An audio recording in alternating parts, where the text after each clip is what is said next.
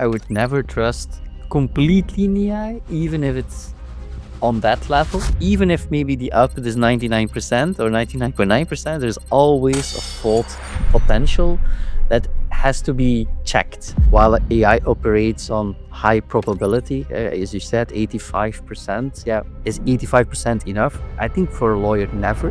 And all legal tech tools that I've seen, they cannot give that 100% commitment because it's against their nature to give it, because it is also not the 100%.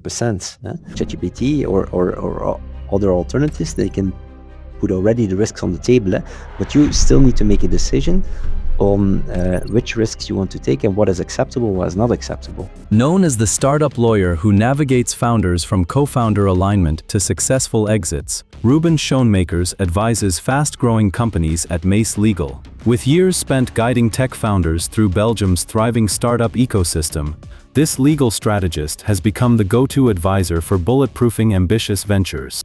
Would you trust AI to draft the first version of a contract without checking every line? If it's an NDA, yes. What is the next part of the framework? We are going to sell software.